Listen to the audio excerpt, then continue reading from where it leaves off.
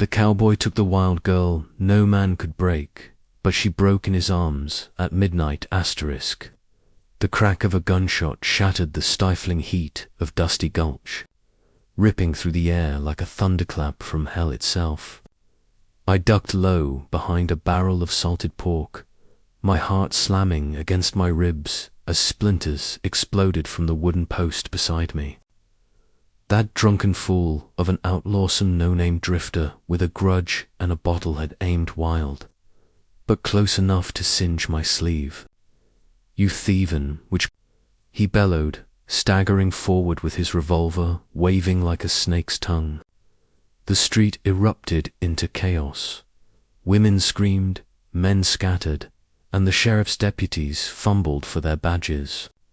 But I wasn't running. Not anymore.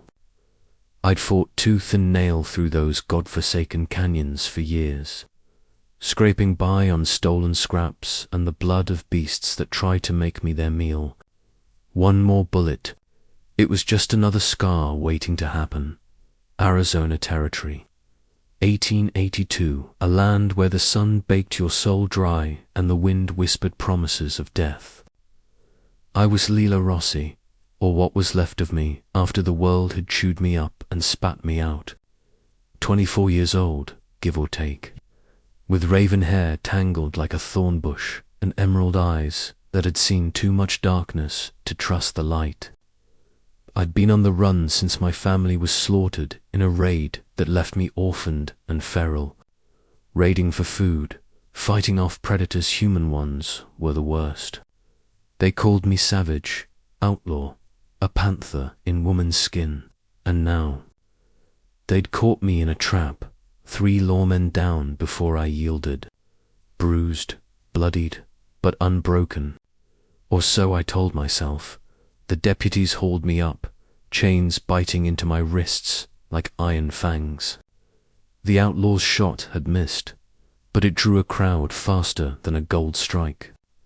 They dragged me to the makeshift scaffold in the town square, where the sweltering afternoon sun turned everything to molten gold.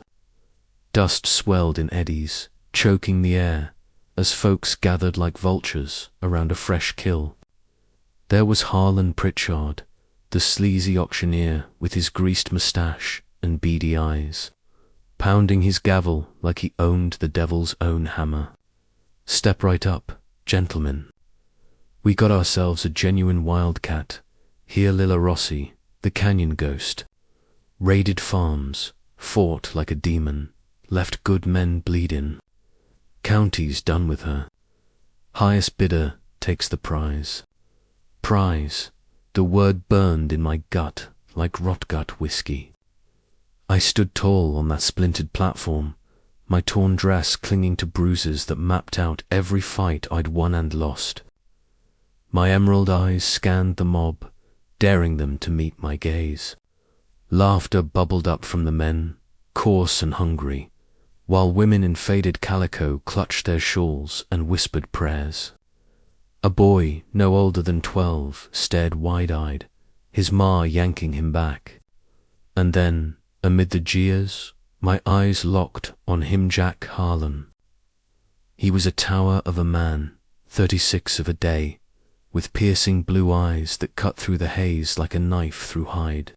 His jaw bore a scar from some old brawl, and he stood there stoic, broad-shouldered in his weathered duster, hat tipped low. I'd heard whispers of him, the rancher with a quick draw and a reputation for fairness in a land that chewed up mercy. Something sparked in that moment, flicker of challenge, maybe fate's cruel joke. The world hushed, or maybe it was just the blood roaring in my ears. Pritchard's voice slithered back in, "Bidding starts at 20. Who wants to tame this Spitfire?" A greasy rancher, Hank Bullock, shoved forward, his belly straining against his vest, eyes gleaming with something foul. $50. She warmed my bunk just fine. His leer twisted my stomach, memories of hands grabbing and the dark flooding back. I snarled, "Touch me, and I'll carve your heart out with a rusty spoon." The crowd gasped, thrilled by the spectacle. A deputy cracked his fist across my face, splitting my lip. Blood tasted like copper fire, but I spat it at Hank's boots. Unbowed, that's when Jack stepped up. His voice steady as a loaded Colt. 150 gasps rippled like wind through sagebrush. Pritchard's eyes bulged. "Mr. Harlan, you sure about this?" Jack pulled a pouch from his coat, coins clinking like judgment. Hank's face purpled. "You interfering in my business, Harlan." Jack's blue eyes turned to steel. "Bid higher or back off." His hand hovered near his hip, where that infamous .45 rested. Hank muttered curses but shrank back, the crowd sensing the shift. Whispers flew.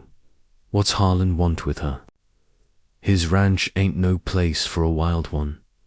The chains fell away, clattering like broken promises. I rubbed my raw wrists, glaring at Jack. "You bought nothing. I'm no man's property."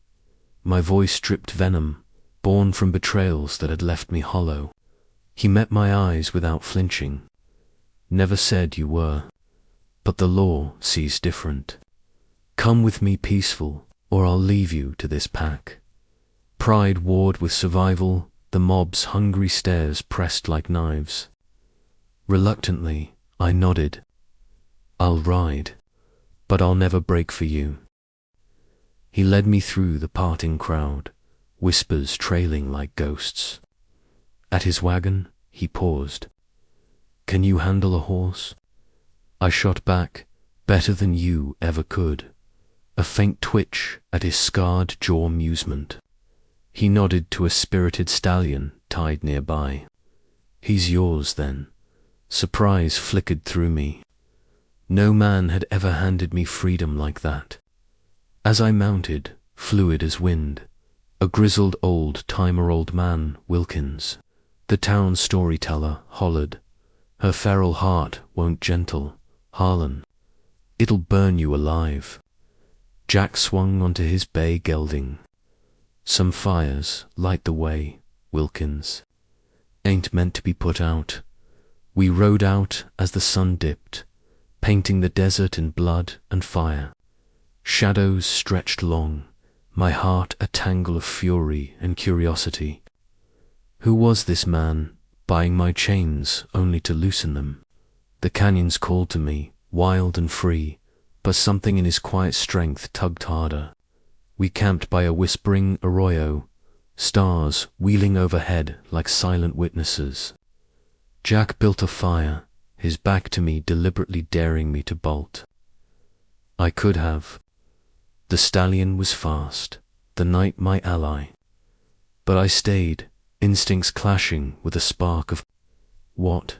Trust. No, too soon for that. Curiosity about this gunslinger who saw fire where others saw threat. As flames crackled, he spoke low. "Name's Jack Harlan. Broken Arrow Ranch is mine. You work, you eat. No more, no less." I poked the fire with a stick, embers dancing. "And what do you want in return, Harlan?" "Men always want." He stared into the flames, blue eyes reflecting ghosts. "Nothin' you ain't willin' to give. Lost my wife to fever years back. Ranch needs hands, not slaves." A pang hit meal loss echoed in his voice, mirroring my own shattered family. For a heartbeat, vulnerability cracked my armor, but I shoved it down. "Don't pity me. I've survived worse than you." Night deepened, coyotes howling their lonesome song. I lay awake, watching him sleep like a sentinel, his scarred jaw softened in repose. Emotions swirled, rage at my chains, fear of this unknown pull, and a whisper of hope I'd long buried. What if this rancher saw the woman beneath the wildcat? The thought terrified me more than any bullet. Dawn would bring the ranch, and with it, choices that could heal or destroy. But as sleep claimed me, I dreamed of blue eyes in the storm, promising shelter I'd never known.